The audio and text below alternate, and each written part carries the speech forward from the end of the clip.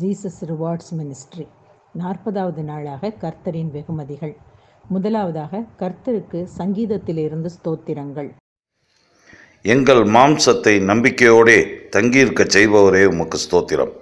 எங்கள் ஆத்மாவை பாதாளத்தில் விடாமல் காப்பவரே உமக்கு ஸ்தோத்திரம்.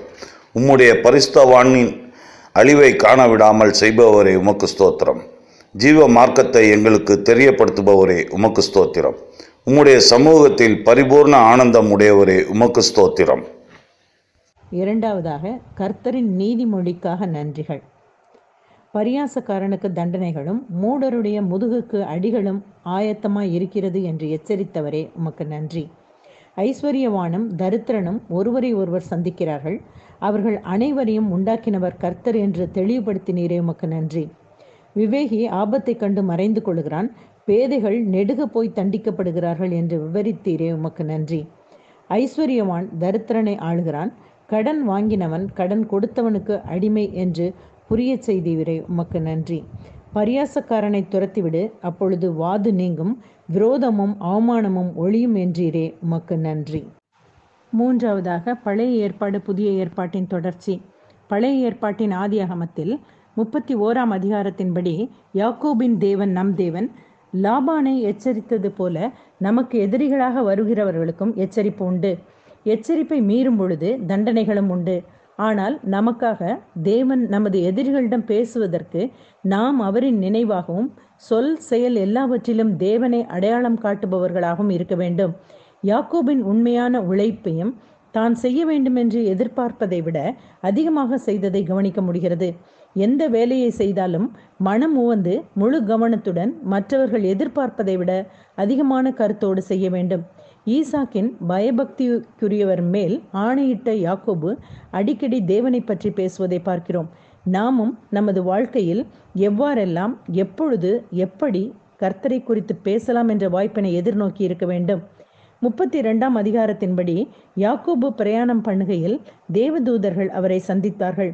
யாக்கோபு அவர்களை கண்டபோது இது தேவனுடைய சேனை என்று சொல்லி அந்த ஸ்தலத்திற்கு மக்னாயிம் என்று பெயரிட்டார்.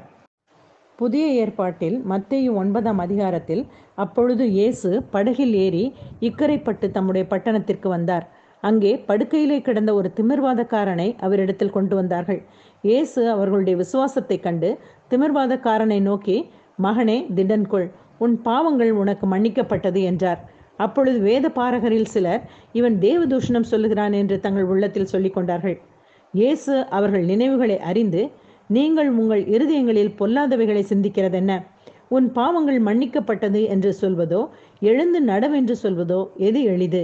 பூமியிலே பாவங்களை மன்னிக்க மனுஷகுமாரனுக்கு அதிகாரம் உண்டென்பதை நீங்கள் அறிய வேண்டும் என்று சொல்லி திமிர்வாதக்காரனை நோக்கி, நீ எழுந்து உன் படுக்கையை எடுத்துக்கொண்டு உன் வீட்டுக்கு போ என்றார். உடனே அவன் எழுந்து தன் வீட்டுக்கு போனான். ஜனங்கள் அதை கண்டு ஆச்சரியப்பட்டு மனுஷருக்கு இப்படிப்பட்ட அதிகாரத்தை கொடுத்தவராகிய தேவனை மகிமைப்படுத்தினார்கள். பாவத்தை மன்னிப்பதுடன் சரீர சுகமும் அளிப்பதே கர்த்தரின் சித்தமாகும். அவர் பரிபூர்ண வாழ்வளிக்கவே வந்தார். தேவன் மட்டுமே பாவங்களை மன்னிக்க முடியும் என்பது உண்மைதான். மக்களின் எண்ணங்களையோ இயேசு அறிவார். எது எளிது? இயேசு செய்யும் அற்புதங்களை அக்காலத்தில் நேரடியாக கண்டவர்கள் சுகமாக்குவது எளிது, மன்னிப்பது முடியாதது என்று கருதினர். இன்றைய கிறிஸ்தவர்களில் பலர் மன்னிப்பது எளிது, சுகமாக்குவது அரிது என்று கருதுகின்றனர். உண்மை என்னவெனில் இரண்டுமே இயேசுவுக்கு எளிது என்பதாகும். பாவங்களை மன்னிக்க இயேசுவுக்கு அதிகாரம் உண்டு. இப்பொழுதும் மன்னிக்கிறார். எந்த பாவியாயினும் மனம் திருந்தி மன்னிப்பு கேட்டால் அவரிடம் மன்னிப்பு கிடைக்கும். நோயாளியாய் இருப்பதை விட சுகமாய் இருப்பது தேவனுக்கு மகிமை தரும்.